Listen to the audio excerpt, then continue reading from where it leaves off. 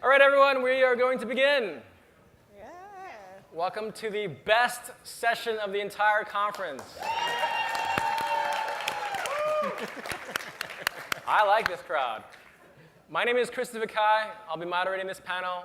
I'm the founder and CEO of the Maven Group. We're a Beverly Hills-based firm where we teach entrepreneurs and executives how to become global speakers, branding experts, and online consultants. I started my company 18 years ago after leaving American Express. I have the very unique pleasure of moderating this phenomenal panel.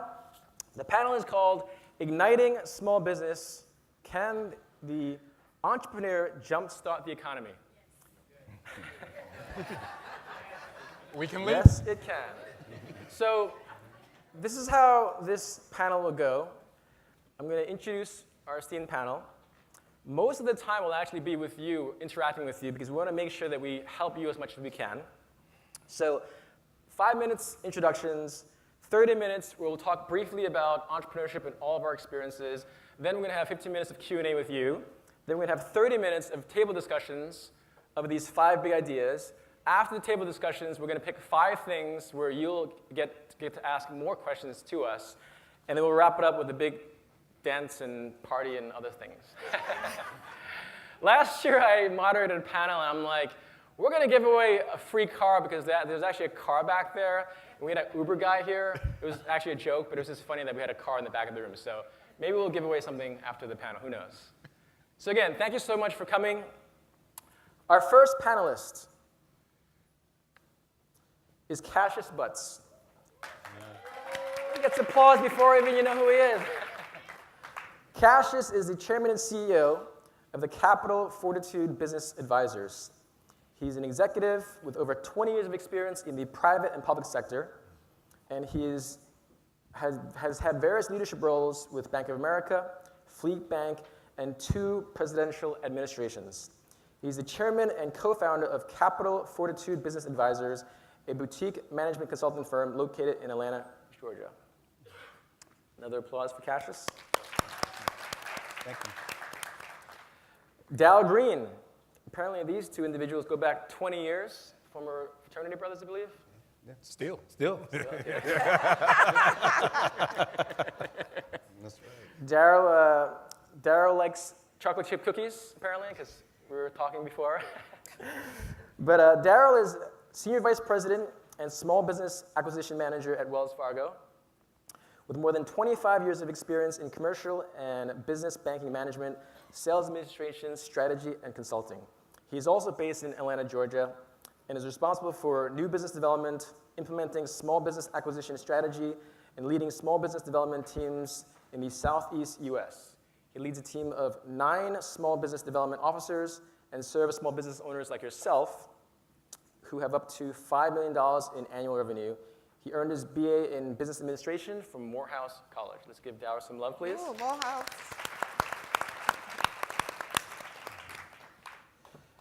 Next, we have Agatha Achindu. She's the founder and CEO of Yummy Spoonfuls, which is the first nationally recognized brand for organic baby foods. She started over 10 years ago.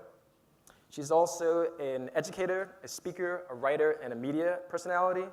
She has contributed to the Washington Post and has appeared in various international media outlets such as Today Show, Crain's, CNN, CBS, Inc., Forbes, One.org, Fortune, and People Magazine. Let's give Agatha some love. And rounding out our esteemed panel is Lauren Feldman. He is the senior editor at Forbes. Lauren is responsible for entrepreneurial coverage in print and online. And he also hosts the Mind Your Business, a call-in show on Sirius XM 111. And before Forbes, he was also a small business editor at the New York Times, where he created the You're the Boss small business blog. He also, before going into digital, was a top editor and writer for print magazines such as Philadelphia, Manhattan, Inc., The American Lawyer, Money, and George. Let's give Lauren some applause, please.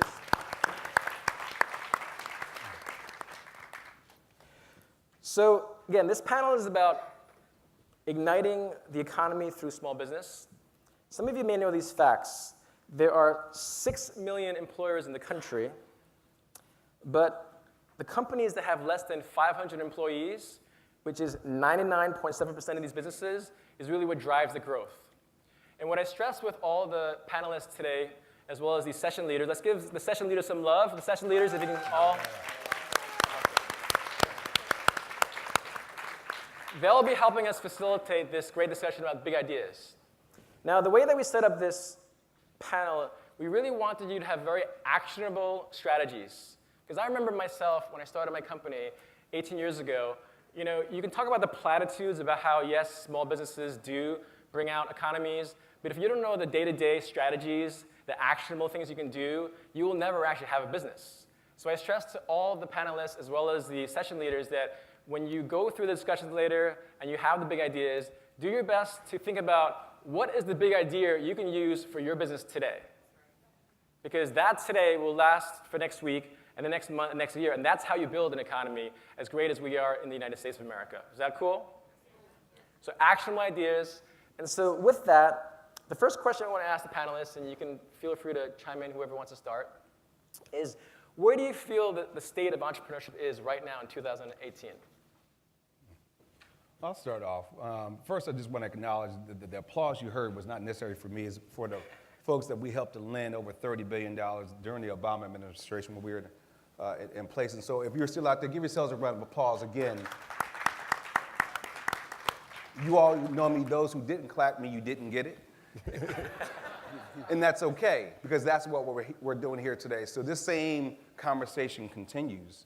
And you talk about what's important. The important thing is that if you look at the fullness of this room, entrepreneurship is the lifeblood of this country. Bottom line, everyone here has a talent. Who's in IT? Right? Who's in legal services? Who's in manufacturing? All right? All right? Healthcare. We have so many different people here. Who's a small business owner? All right? So, yeah. There you go. The bottom line is that everyone has a talent. What you want to continue to do is to follow your passion into a place where we can help you to realize those dreams. I have to say, the accolades are great, but the most important one for me today is being also a board member with Operation Hope for this Hope Forum. And is to really talk about the 4,000 people who were here over the last couple of days, over 60 countries being represented. And so the question is very key. We all have the same issues. We all have the same challenges. We need access to capital, right? We need to learn how to spend the money. We need to know where to spend the money. We need to also know what institutions and organizations can help to guide us so we're not out of business in the next 5 years. And I think people here can attest to that, right? So our discussion today will hopefully give that information back to the audience and to the folks in the cyberspace who are looking to get those answers as well. That's great. I would say, I think I want to add to that. Where we are in small business today, I think it's how to scale. Mm-hmm. Because that's something that a lot of small business owners, it's a plateau where people just come and get stuck. It doesn't matter what type of business, whether it's service or commodity. How do you scale up? And Daryl is actually in the banking world, so we all need access to capital. So in terms of the state of entrepreneurship, what do you feel advice you can give to entrepreneurs on how they can approach you as a banker? That's a great question. I think the number one thing that probably hinders an entrepreneur is the lack of a business plan. The business plan, in my opinion, is the lifeblood of your business. What it does is it really tells your story. It tells whoever you're interacting with, whether it's a vendor, supplier, a banker, it tells people where you've been, where you're at, and where you're trying to go. And what I notice a lot of times is entrepreneurs either have, as Cassius mentioned, a skill or a passion. And so they usually start their business based off either their skill or their passion. But at some point, as Agatha mentioned, when it's time to scale up, you really need a solid plan. And I think that's probably the biggest thing that I see that if I could offer advice is to have a plan. There's tons of different programs out there. Wells Fargo has a free business plan tool. The SBA has a free business plan tool out there. mostly all the major banks, SunTrust, everybody has some type of tool out there or resource. Leverage those free resources, because what it does is it really starts to articulate who's on your team, what is the solution or product you're selling, who are you trying to sell it to. And the more that can be communicated through a plan, I think it makes for much more efficient and effective communication with the bank. And it gives everybody a chance to understand exactly where we are. And then the banker can then determine what solutions that they may have available that meets your specific needs. That's a great answer. I think, just like to add, I think that's a really important message. As by way of confession, I think we in the media, when the topic is scaling up, we in the media tend to focus way too much on venture capital. And for most people, I think venture capital is a terrible mistake. You know, you go into business to be your own boss, and then you sell the business to a venture capitalist, and you're no longer your own boss. It's right for some people, certain businesses, but it's wrong for most people. It's a broken model that was set up by venture capitalists to benefit venture capitalists, not entrepreneurs. And I think it's really important to understand that if you're not in the game looking for venture capital, that doesn't mean you're failing. At Forbes, we've started something, the last 3 years, we've been selecting 25 Forbes small giants every year. And the one message I'd like to deliver is these are the happiest business owners I ever meet. These are people who have decided they'd rather run a great business than necessarily a big business. They do want to grow, they do want to scale up, but not at all costs. And I think it's a really important message to know that that's a viable alternative. Despite what you hear from people like me in the media, venture capital is not the only way to go. Yeah. 2 points on that. I live in Los Angeles, and I meet a lot of people from the Bay Area. What's good about understanding venture capitalism is that, let's say I have a friend, he works for a venture capital firm. He'll have 3,000 proposals every year. 3,000. What it allows you to do is understand, going back to what Dara was saying, you have to be really clear in how you convey your message. Everyone has an idea, everyone has a passion, but if your solution doesn't solve someone's problem, you don't have a business. I'll say that again. It's not just about sharing a story, which I teach executives to do. If your solution doesn't solve someone's problem, you don't have a business. Now, going back to the VC, though, Sequoia Capital is one of the biggest VC firms in the world. They've invested in Apple and Google and Atari. But if you go to the website, Sequoia Capital, they'll give you a very basic framework of a business plan, because that helps understand how to articulate your thoughts as articulately as Daryl mentioned to you. The second point is, for you, Lauren, since he works for Forbes, what do you feel you can share with our audience is the underlying qualities you see in these rock stars? Like, what are some things, because when you look at life, it's about standing out. And in a world we live in now where there's so much media out there with LinkedIn and Snapchat and Instagram, what are some things that you saw in these companies that you can share with our audience about how they can stand out for potential bankers or for their customers? Well, you know, there are different ways of defining a rock star. A lot of people in the media define rock stars based on how much money they've raised. It's not even looking at revenue or, you know, heaven forbid, profits. It's, you know, how much money have you raised, and that defines whether you're successful or not. We choose a different definition. For us, with the Forbes Small Giants, we're looking for rock stars who've built a business that's been around at least 10 years, that's got a pattern of profitability, that has demonstrated leadership in its industry, that has made a contribution to its community, and that has created a culture where they treat their people well. And the remarkable thing about these companies is they're not just the happiest owners I meet, they're the happiest employees too. I mean, one thing I've learned is in this country, there's terrible antipathy between owners and employees. When I started the You're the Boss small business blog at the New York Times, we quickly realized that if an owner shared something real in the blog, they were very likely to be attacked by employees who just assumed that every boss is a jerk looking to make as much money they can without really caring about the employees. At these companies, they create a very different culture. They're very transparent. They share information with their employees. Often they're employee-owned. They give them a stake in the outcome. and it creates a very different environment. I want to go back to the venture capitalists. A lot of small business owners don't even get to that point.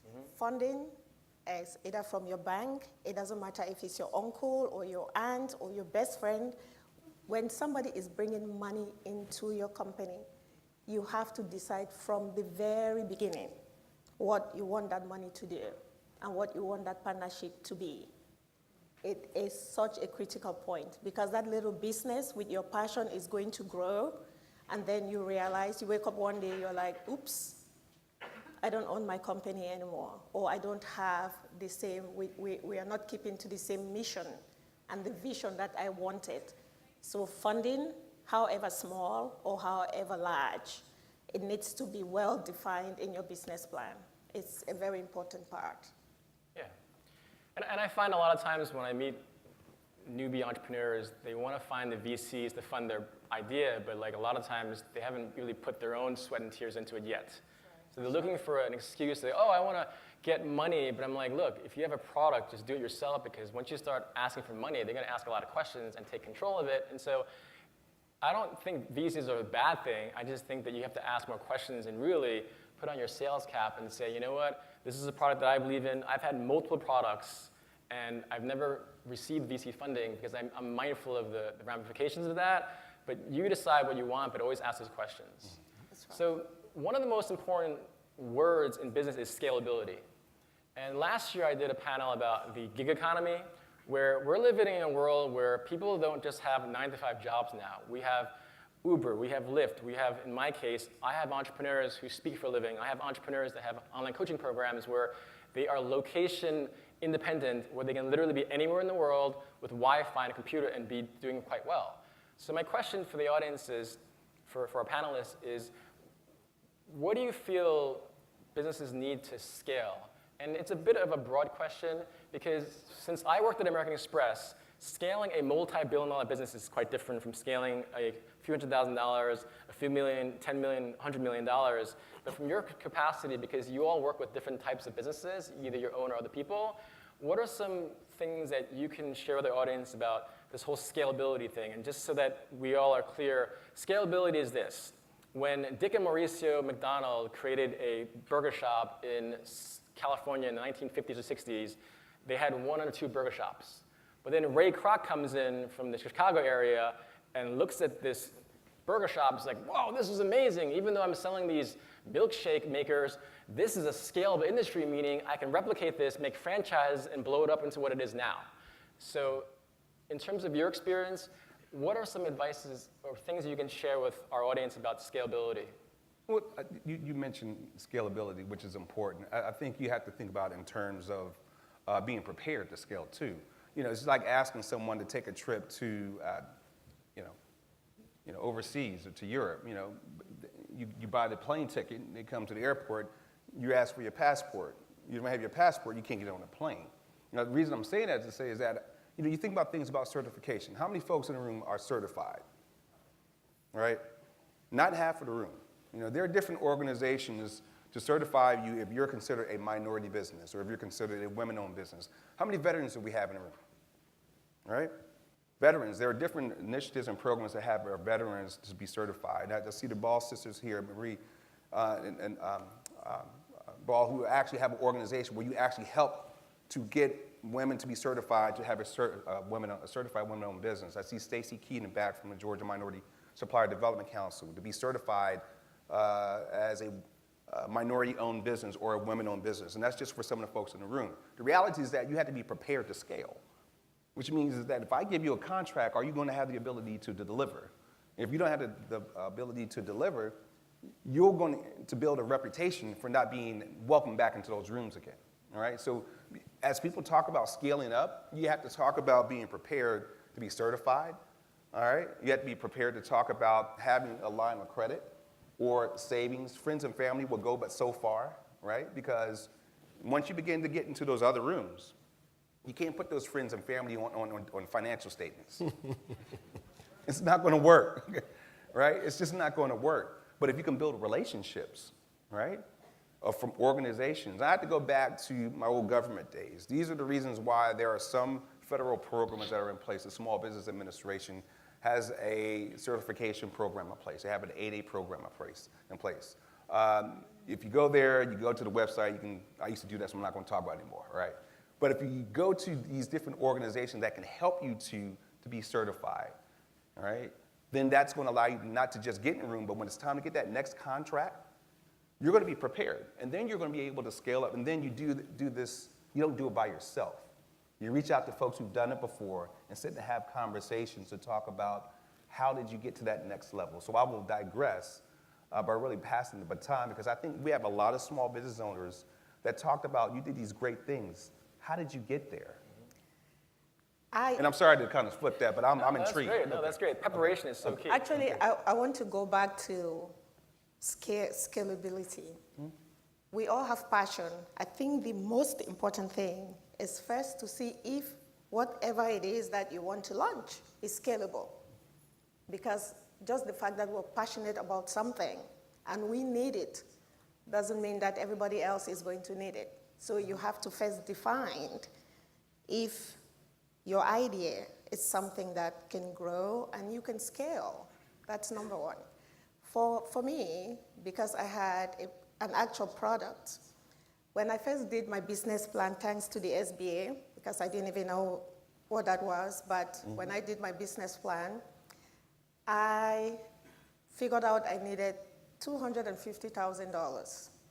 When I sat with an expert, for me to scale my business, I needed $7 million. So when you want to scale your business, whatever number that you have, just double it. It takes money. So it took $7 million to get my product into Target, to get it where it is. Right. And it wasn't overnight, but not every idea is scalable. Figure out how and why, and who in your community or beyond your community is going to be in need of that service. That's the easiest way to see how you can scale. I think one thing that's changed in that area is that there are now more tools today that can help you answer that question than ever before.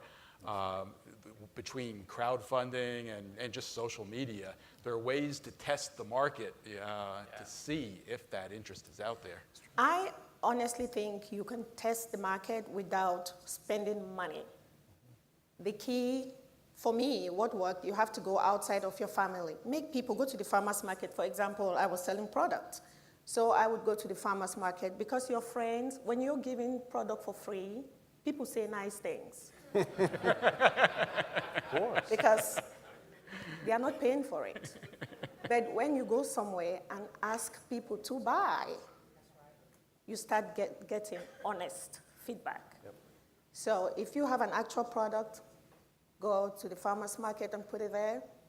If you are doing a service, go someplace else and sell your service. It can be for a penny, it can be for $100, but never for free until you honestly start making money out of it, because that's the only way you know if this is something that's going to be needed and people are going to pay for it. That's right. That's great advice. And it's also about being honest with yourself. In every single successful company, you have the Steve Jobs and the Steve Wozniak. The Wozniak is the guy that creates the product. The Steve Jobs is the one that promotes the product. Right. In Agatha's case, you can tell she's a very personal person. She's probably the salesperson, but she's also very intelligent, so she might have both. What I'm saying is for you, be honest with yourself.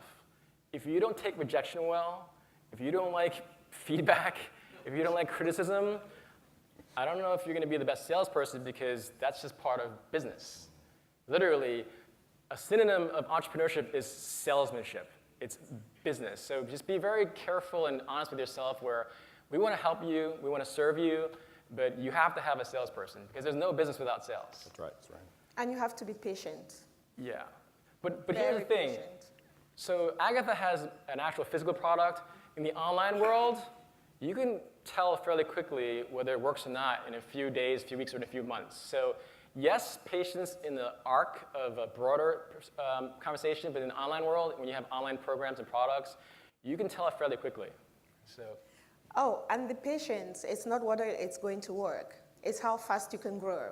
Because if it's not working, it doesn't matter how patient you are, it's not going to work. Yeah. And you would know that from day 1, day 2, day 3, because people would pay once and they will not pay again. So it's easy to tell. All you need to do is take your head off the sand and really look at it.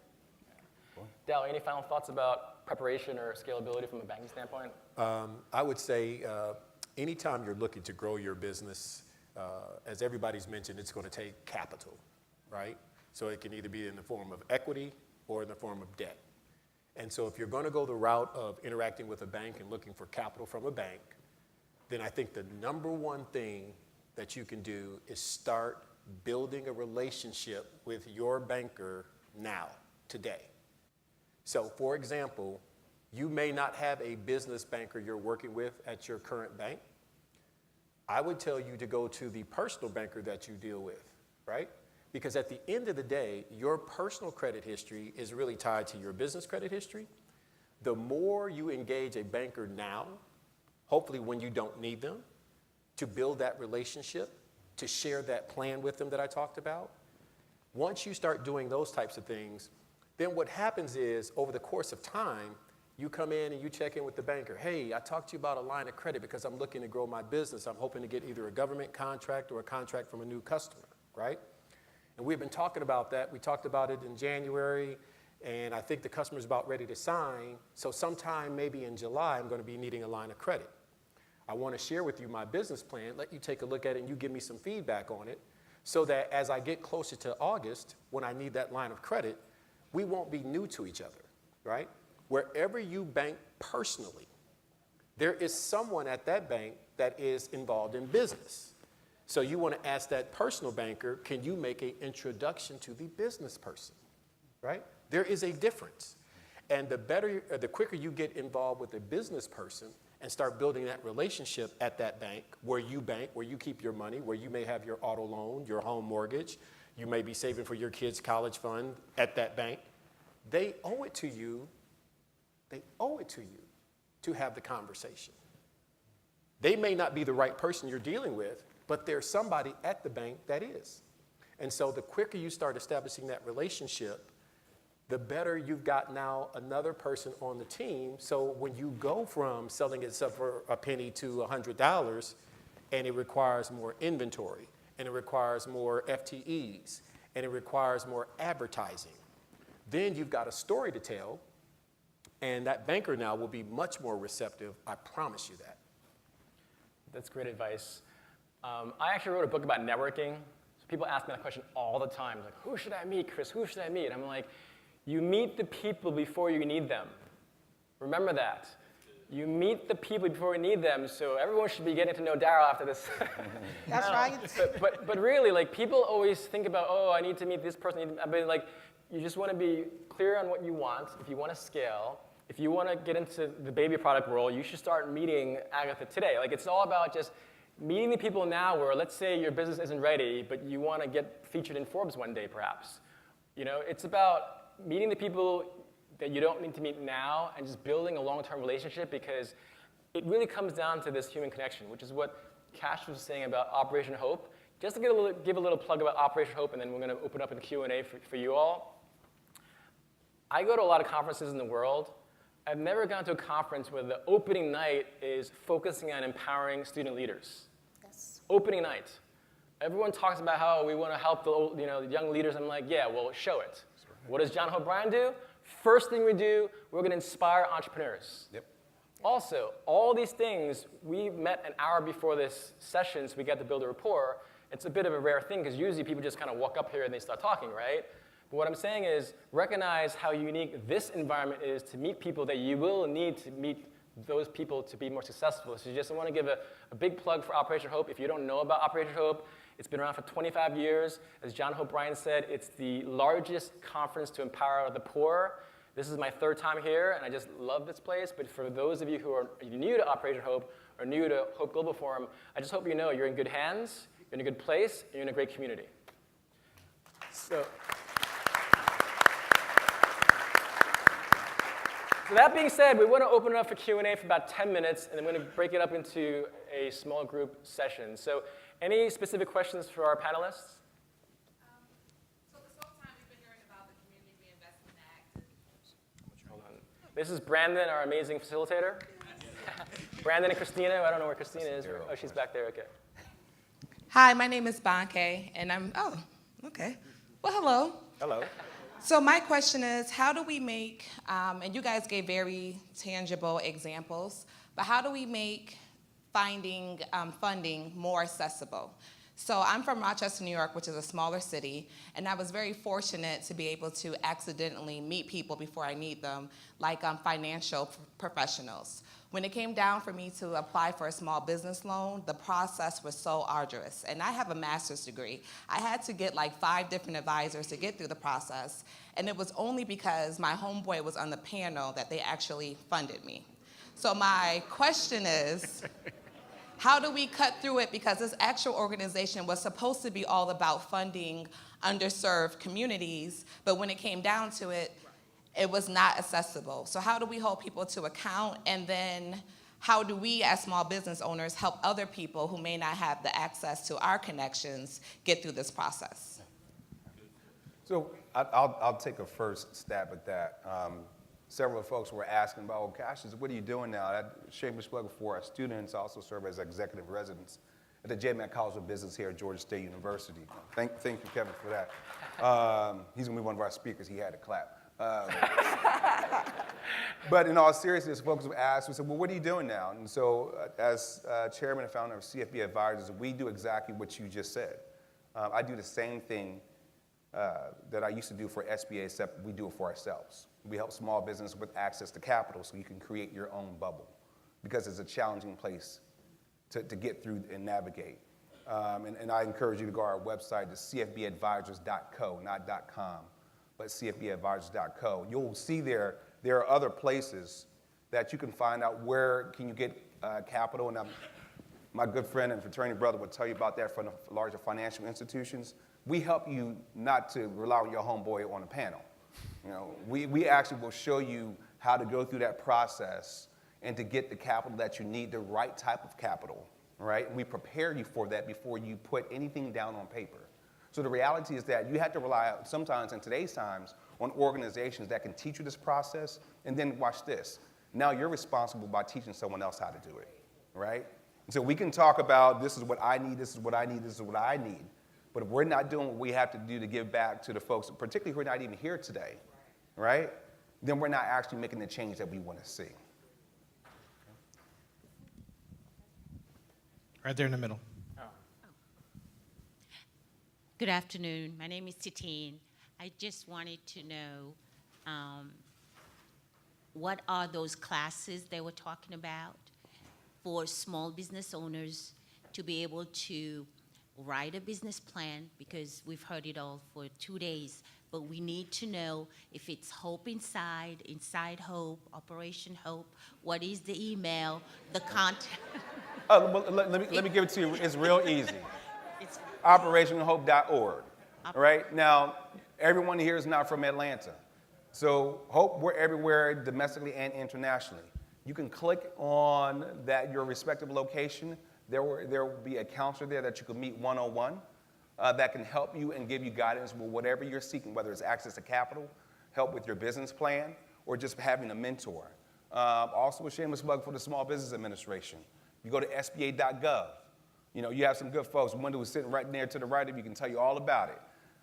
You go there, click on SBA.gov, no matter where you are in the country, click on your state. They will give you the name, the contact information, the email address. You can make an appointment to meet with that person to talk to you about access to capital. okay. It's not access to capital.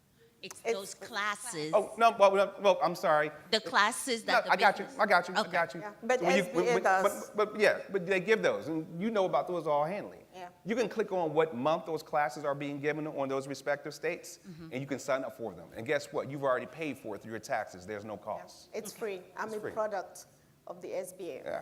Okay, Yes. thank you. Yeah, and one little caveat, it's like YouTube and Google. You can learn so much stuff on anything. We forget sometimes the simplest solution is just Google it or watch YouTube videos. You can learn so much stuff. There are a couple of other organizations too. There's the SBDCs, Small Business Development Centers, which are usually tied to universities. There's the Minority Business Development Centers. So there's quite a few places out there that offer classes, additional trainings, help you put together forecasting, things of that nature. There are tons and tons of resources out there. If you just dig in a little bit, I'm sure you can find them. Christopher, we have a question over here. Hello, thank you guys for what you shared with us. I have a question in regards to duplication. Being an entrepreneur for several years now, one thing that I learned before I left my corporate job about 15 years ago, they said that I need to become an expert at duplicating myself and being a manager before I became a manager.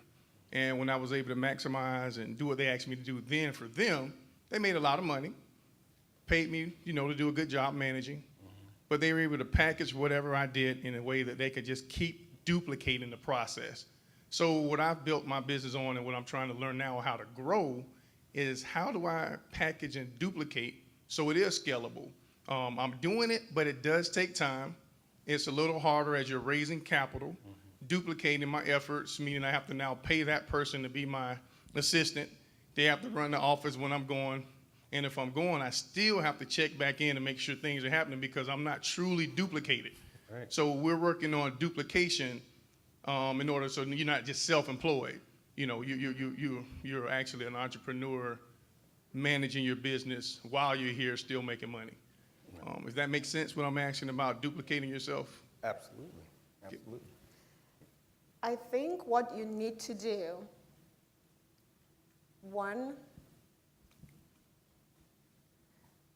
I don't want to say it's an org chart, but look for detail, precisely what it is that you want that other part of you. Remember, at this point, you don't have another person. What is it that you want them to do? Because a lot of times we know all these things in our head, but it's not on paper. So if you can write it out and spell it out, and then allow the person to execute, because sometimes we are our biggest hindrance. We just assume that nobody else is going to do it as well as we do it. So when you bring somebody to duplicate what it is that you want them to do, you need to get out of your own way and let them do it. And see if they are going to be successful or if they fail, especially if it's not something that if they fail at is going to break something. Right. As small business owners, we are our biggest obstacle. Sometimes we need to get out of our way for our businesses to grow. Thank you. I think I saw a question right at this table.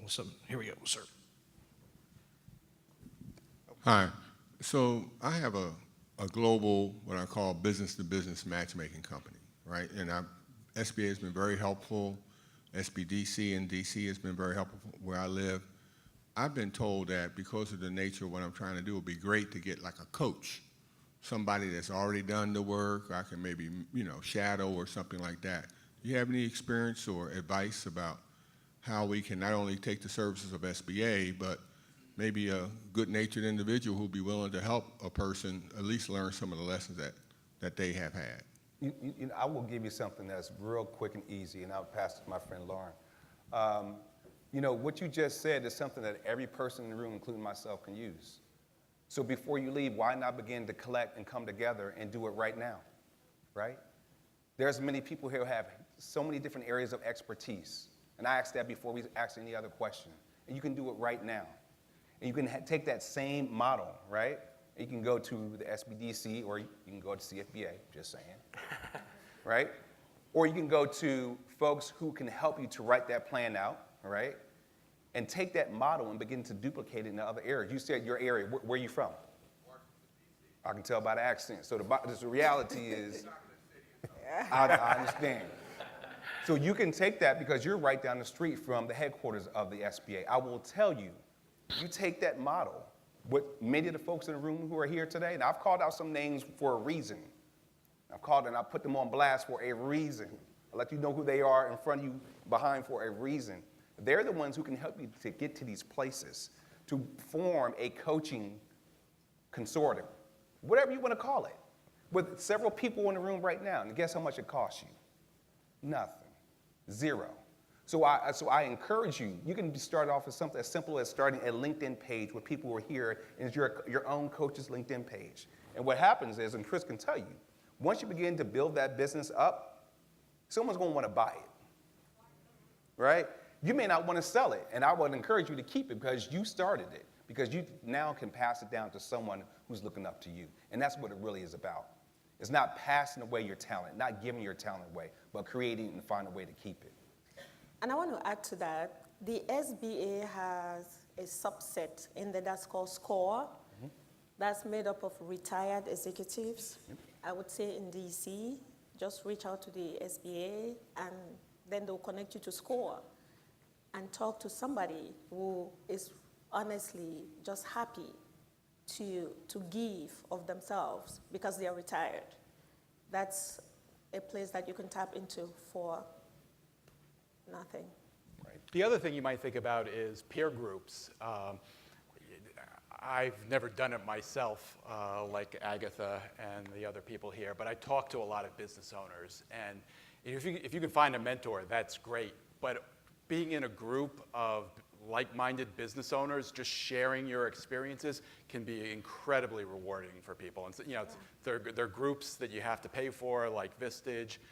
There's some that are less expensive. It's definitely something to think about.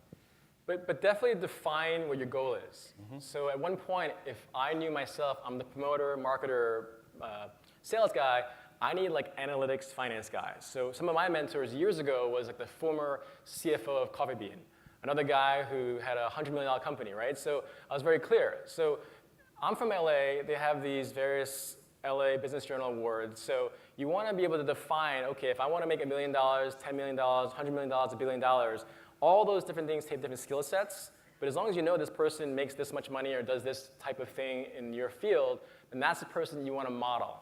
Because with business, it's so broad, and with SCORE, if a person's retired and they don't know what Facebook is or Instagram is, that may not be helpful for you to scale your business if you don't want to go online, right? But it doesn't mean that their knowledge of strategy and leadership is not important, because I worked at American Express, right? So there's certain fundamentals of business that will always apply.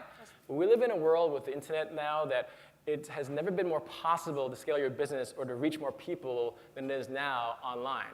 And for anyone here, be really clear on what you're good at, what you're not good at, and what you want to delegate. And it kind of goes back to this gentleman's question where if you want to duplicate yourself, you have to know what you want to do, what you need to do, and what you want to delegate. And by delegating, it's delegating the things that you don't want to do or you know you're not good at. And then the last part of that is if you really want to scale, it's about automation. There's actual programs that you can do robocalls where it's like 500 calls, and then the only time you pick up is after someone picks up on the other line. What I'm saying is be mindful that you know the type of person you want to meet so that when you meet them, you're like, oh. Because again, going back to there's about 200 people in this room. Not everyone could potentially help you. But if you want to scale to an X amount of money in your industry and someone is in that person, I'd love to take you out for coffee or whatever it might be. But don't give up, but be very clear on who you want to meet. Because there's so many entrepreneurs out there. SCORE is definitely helpful. I've reached out to them in the past. And those in the online world, be really clear on who you want to meet too, because it's a different world out there. But it's a great question. Thanks, Chris. We're going to do 2 more questions. This gentleman, the young lady over there. Hi. I just had a question about patents. I wanted to find out, do you think how important patents are for a startup or a small business? Do you think they're relevant? Do you think they're needed? They're very expensive. And the second question is, do you think it legitimizes you, especially as a small business, when you have a patent on a product, when you're bringing it to market from just an overall business standpoint? Thank you. You want to talk about a patent? I think it depends on what it is. I don't have a patent. I have trademarks because we make food.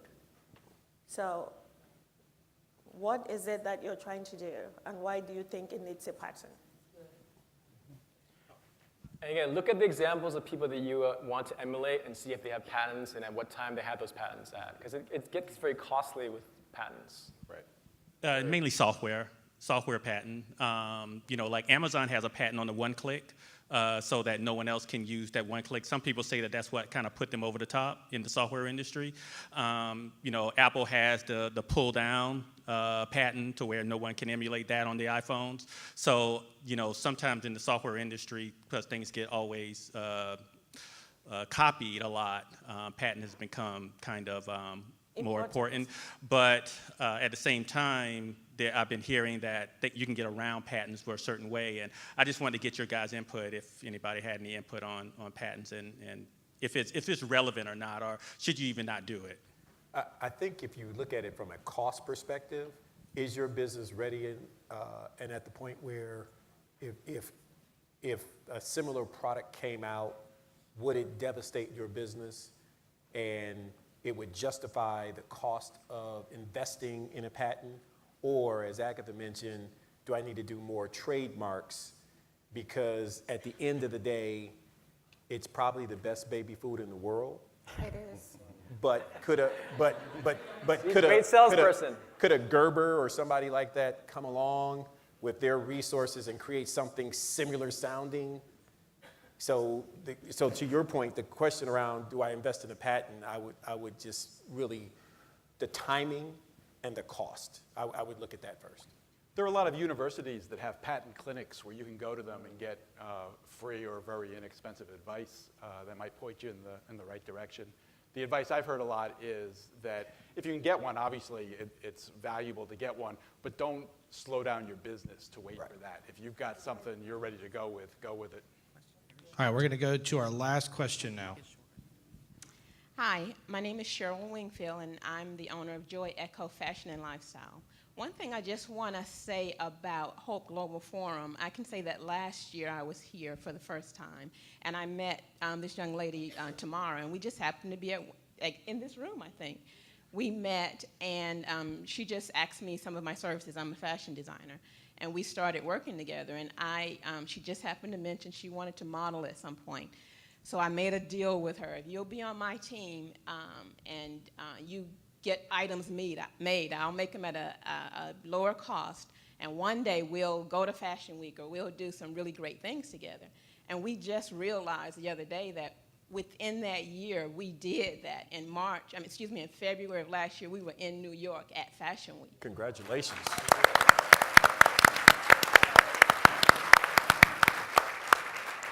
Now, one of the things is I was building a team over that year, but for me right now, it's still about the marketing, like being online. 15 years ago, I did have a retail studio, and I sold that 15 years ago. And it's a different world now when it comes to marketing and being online. I've worked with SCORE. I happen to get retired gentlemen that they didn't, do much with Facebook and all of that. So for me right now, it's still about getting that revenue really going, finding manufacturers and all of that. So even working with SCORE and SBA, how do you bring it all together to really get things lined up, to really get things built and moving? So let me ask you a question before we start to head into overtime right quick, because I think your question is pertaining to how do you actually get to that next level, right? Yes. Just two quick questions. Are you certified as a women business entity? I'm not. I have worked with the SCORE office here to start looking at that, and so I went back to work on my business Okay, plan. so Yes. let me help you out right quick. So you're not certified, right? No, not at the moment. Okay, so that's an issue, challenge, right? Second thing is that you have a relationship with a financial institution about your business and lines of credit, or at least a relationship. Do you have that in place right now? Not at the moment, Okay. but I have checked on working on my credit score and all of that. No, that's fine, that's fine. So I'm going to answer your question, Yes. and then I'm going to pass the baton so we can keep this going right quick, right? Where you are right now, here at Operation Hope, we actually assist and help you to do exactly what I just mentioned. And in addition to what I do for a living with our firm, we help to get you access capital to get you certified. That's not a plug for me, that's a plug for anyone in this room, that right here at Operation Hope, that's what we do. So I want you all to be mindful that you answer your question by first starting out by talking about your friend who's to the right of you. This is what you all have to take with you today. The answer to your questions are sitting right in front of you. Let me say it again. Y'all not hearing me. The answers to your questions is either sitting right in front of you or sitting right next to you. or across from you. When this is over with and you all leave, talk to one another. You gave a beautiful example about how just in that one relationship it started to grow. Imagine if your whole table did it. You can clap for that. You can clap for that. I'm just trying to get you all to see that next year, and we talked about this on our call, Chris, that we want to talk about next year when we come back next year to have more success stories. Yes. That you all are taking advantage of. You come here, we have a great time, we network, but how many of you all are really doing business with one another? You mentioned something earlier, and I'm going to call it for what it is. I can say that I'm a dude, I'll get in trouble for it later. It's ego. Most guys will sit and size each other up. Oh, that's nice. I like that handkerchief. Man. Let me pull mine up. You know, we won't even speak to each other. We won't even sit and compliment one another. Yeah. We won't even say and just say encourage somebody else. Somebody may need to hear that so they can walk a little bit taller, so they can actually reach across the table and say, hey, this is what I do. All right? We need to do more of that. So I'm applauding you for standing up to talk, first talking about your friend who you met a year ago. And if the rest of us can do that more and more often, I guarantee you the top of next year, it won't be about us. It will be about you and what you're doing. So thank you. Cassius, can you repeat the website again, please? My website is CFB Advisor, CFB ADVI. That. .co, not .com, but .co. And I say that to say that it's opportunity for it. We actually work with folks like Daryl to talk to you about access to capital. This is not something for us. It's about everyone. We actually directly, specifically here with Operation Hope about the services that Hope has to offer for you. And we also share success stories. So thank you for that, Tess. Yeah, I want to add something. The thing that you can start doing, the young lady, sorry, the thing that you can start doing today, you are in fashion. Social media has made marketing for small business so easy. You're in Georgia, it might be you go to Georgia Tech, Georgia State, look for some interns for them to put your clothes out there. You don't really have to pay a lot of money, but be authentic and share and share. You'll be amazed how much you are going to sell on social media. Yeah. All right, Chris, you ready? Yeah, so this segues perfectly into our table discussions. We're going to have about 15 minutes. And so in each table, you have session leaders, right? Every table has a session leader, hopefully. And so we've asked them, what are the 5 big ideas we can take away where we want to be actionable? So go around your table and ask each other, what are things you can do today that would be a big idea that can lead you to a more scalable business, a more sustainable business? And then once we have one idea from each table that you all agree upon, that you vote on, we're going to put those 20 ideas onto the wall, and then we're going to share those 5 things that we hopefully can help you with your businesses. Is that clear? So we'll spend about 15 minutes. Is there any table that does not have a session leader? Right there? Only one table? Oh, you do have one or you do not? Yeah, okay, thank you. Come up with about 2 or 3, because if you hear your idea shared, we'll go to your next idea. Oh, right. Are we ready? Maybe third table. You got When I get out there, I'll look you up. All right, so we apologize for cutting this part a little bit short, but we're going to wrap up this discussion. So if the session leaders can, 2 minutes? Okay. Ladies and gentlemen, may I have one conversation, please? Ladies and gentlemen, may I have one conversation, please? All right, we're going to get the best 20 ideas in this room. We're going to have to be a little bit short and concise. Let's go ahead and get one speaker from the first table right here. All right. How we doing? How we doing, Hope? How we doing, Hope? I am Dante Campbell, and I'm owner of Black Heartbeat, BLAC Heartbeat, also world-renowned author of this brand new book, The 5 Black Heartbeats of Love and Wealth. Me and my table, we came up with a concept, and remind me your name, Queen. Is it Agatha? So, are you familiar with a susu? Are you familiar with a susu? S-O-U? No. You familiar with a susu, Queen? Okay. So, as far as the scaling up, we came up with the idea of community collaborative financing, where as all of us are in here are black or minority or women, and we are trying to scale up our businesses, we came up with the idea of what the modern day Susu is, but for businesses. Basically, if we have a community of businesses that can put in a pot of money, right, with, of course, contractual agreements that the money is only used for the community as far as building your small businesses. So, for example, if we all was to put in $1,000 a month into an account, and we have about, I'm seeing. Crowdfund? Okay. So yeah, sort of like a crowdfund, but for that particular community, I think that when you pass that pot around, $10,000, $15,000, $20,000 a month to an individual, it can actually increase and scale up a business a whole lot faster. But the key to it was what we talked about in the end, which was we have to all come together and actually agree upon that. And it can get all of us out of debt right now if we were to do that. I do them with friends of mine right now. And it took a lot, but I don't have to walk into a bank. I don't have to walk and feel uncomfortable walking to a bank and get So we're gonna make sure, because we're running out of time, so just really, one idea from each table, please. All right, back corner. You're up. All right. Thanks, Brandon. Thank you.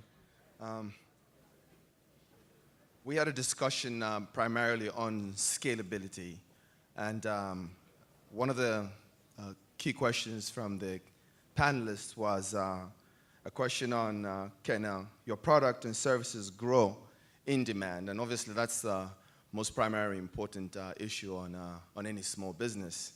Our conclusion is that there has to be a focus on identifying markets where you can actually scale.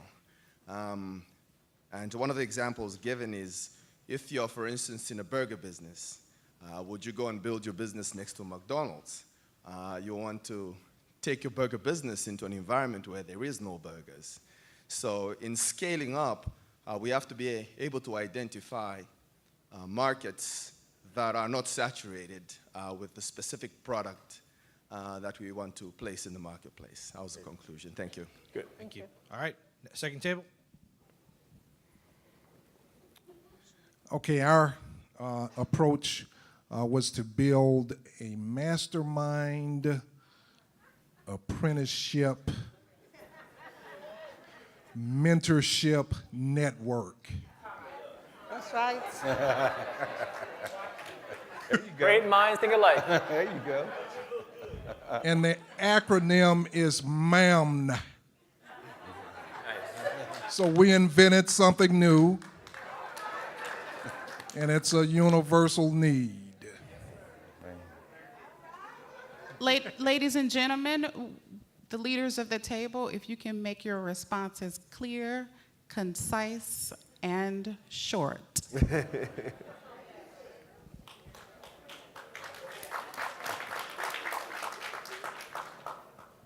Hi, I'm Jamila Jones, and I'm a filmmaker and writer. For our group, we have chosen the mastermind group of about 8 to 10 people, and that would be very concise and basically a peer group, but it's the same thing. Thank you. Okay, good idea. Okay, peer group. I'll let her finish writing. This is real simple, what we're about to say. Dr. Walter Sims, I'm the Minister of Motivation. I am a life coach for anybody that need to get their life together. Amen. Amen. Real quickly, we really believe, and we took a vertical slice across the panel discussion and the discussion in the room with the questions, and we really need the process to gain capital. We need that process simplified. I need a dummies for money form. Just fill it out. I need $5 million by the end of business today. I get it back to you as soon as I can.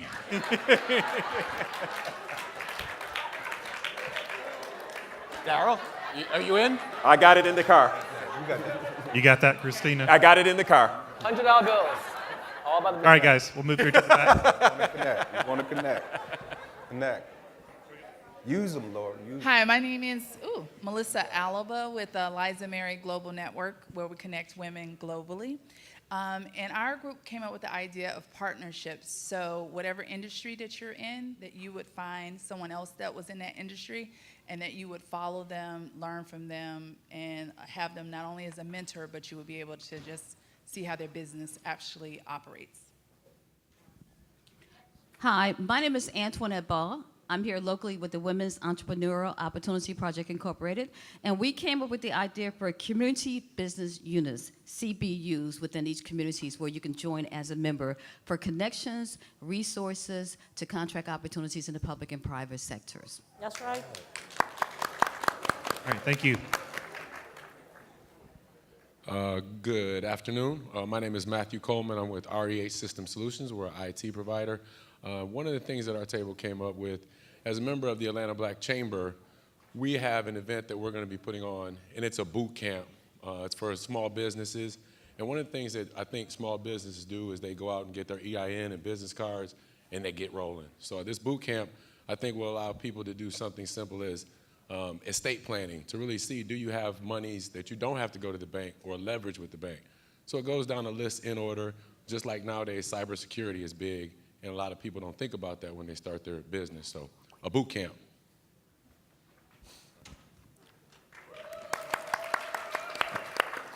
My name is Mark Parham from the Urban League of Greater Atlanta, and we really came up with the community is a big issue. So learn how to tell your story and also learn how to support your community so your community can support you.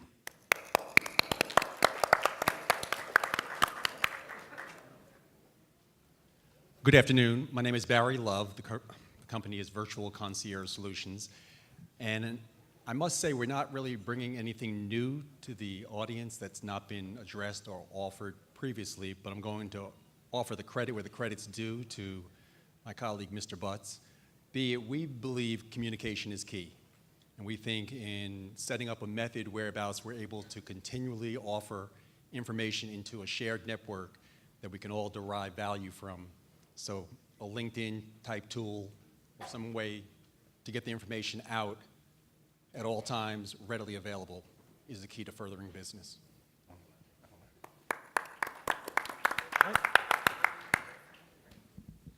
Okay, good afternoon. I'm Diane Larche from Larche Communications and the National Council of Negro Women. We talked about the same thing, money, M-O-N-E-Y. Funding was the big thing, and collaborative funding, bringing the community together to pool our money together to make sure our businesses survive. And so it's collaborative funding, again. All right. Yep, that's a good idea. My name is Orrin C. Hudson, and the C's for checkmate. Checkmate means you win, and it's not over until you win. There you go. That's right. And so we came up with networking, collaboration, a concentrated effort to support business in our community. What we believe is when you cooperate, 1 + 1 is 2, but when you collaborate, 1 and 1 is 11. I love it. Oh. Hi, my name's Lafayette Barnes. We came up with a very unique, secretive approach, That's right. but we're going to share it with you.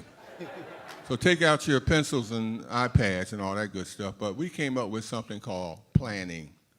And we thought that we should really start off with a good business plan and, make sure that you are flexible with your plan, because if you have a plan and you don't implement that plan, if you don't have flexibility in your plan, you're not going to go anywhere.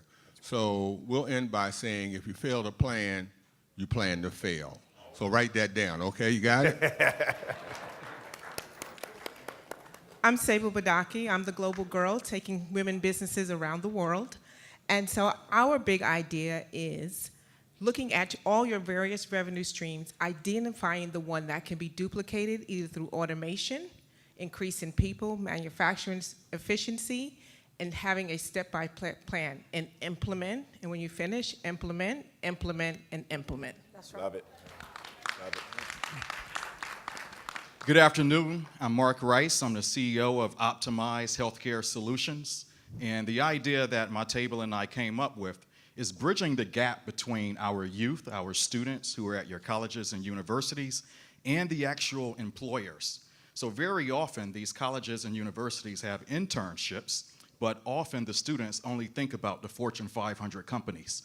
So imagine this very room being filled with 200 students at a college or university, and us, everyone in this room, being the employers who are able to have a platform where we have 5 minutes, maybe 3 minutes, to introduce our company, introduce who we are and what we offer, and allow those interns, by the time they leave that room, to select which employers they're actually going to work with. All right. Next year. Next year. Next year. Next year.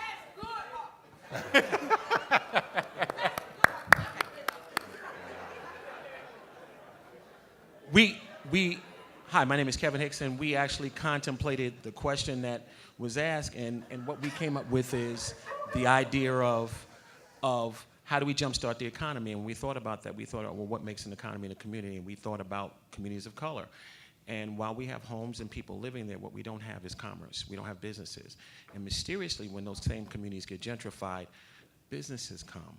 Life-giving, community-giving businesses. So our idea was to jumpstart the economy by focusing on community-based businesses that are part of the lifeblood of any community.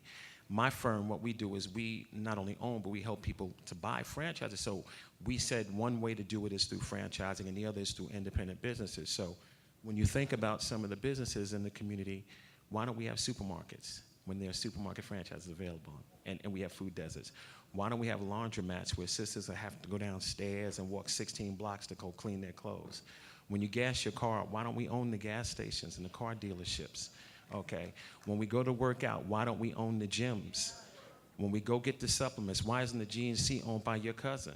So we started thinking about the things that we use every day. I don't know about you, I don't make it back at 5 o'clock, so the post office is closed. Why don't we own the UPS store? And so we said, as opposed to looking at just sexy businesses, because we have our children in schools thinking if they can't come up with an app or it's not IT-based, that they're not really going into business. If they can't become Zuckerberg, then they're not large. No, I've got a kid who's a student at Clark Atlanta, who's on Concourse B, and he shines shoes and makes $80,000 a year on Concourse B. Okay. So the question for y'all is, the sisters, do you have a cobbler, a shoe cobbler in your neighborhood anymore? You don't.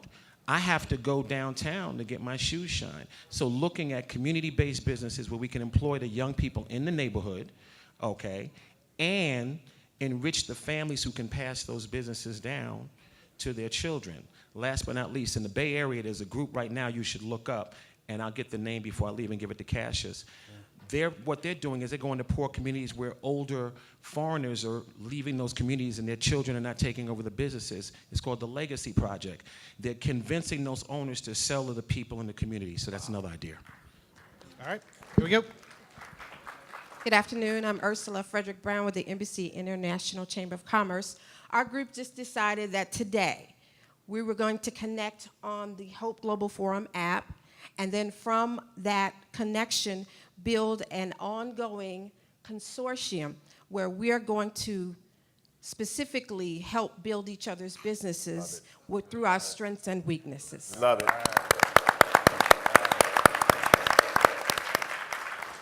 Good afternoon, everyone. I'm Kim McNair of KMP, Kim McNair Production, and also Women on the Move Live. I'm your woman on the move. On my table, we came up with pretty much similarly to what everybody else was already saying. We talked about collaboration, partnerships, working with relevant partners who can help broaden your client base. Also, knowing and focusing on your business numbers. You need to focus on the numbers so that you can scale up when you pull together and build that capital and grow your business. Love it. All right. Good afternoon. My name is Joe Smith. I'm with Smith & Associates, and we also came up with several, or the ideas that several of you others have come up with, but in the spirit of giving props to Cassius and all of you that came up with wonderful ideas, we are going to also hold each other accountable. We're going to start a conference that we will call on each other, and on a conference call, and we will, in a spirit of reciprocity, create business for one another. And I also like to add to the gentleman that said something about interns. Our company is in Birmingham. I'm currently working with the University of Birmingham, UAB. They have an internship program by the name of ASPA. It's Academic Small Business Academy. This is our second semester with that program. It is an outstanding program. We would like to see that program move out to other universities. So if anyone needs any information in terms of what we're doing at UAB, I'm here. Call on me anytime. Right. All right, last table. Hello, I'm Alexis Sierra Holt, serial entrepreneur and senior relationship manager for the world's largest HR consulting firm, Mercer. And our table wanted to definitely echo the sentiments of the panel. Certification is critical to providing credibility to the corporate industries, which will help make our firms more B2B ready. So that was short and sweet. Nice. That's right. All right, Chris, panel, we've got the ideas documented over here. We've got some time left to let you guys recap what you heard. Yeah, so we have 4 minutes left. They said we have a hard stop at 3:45.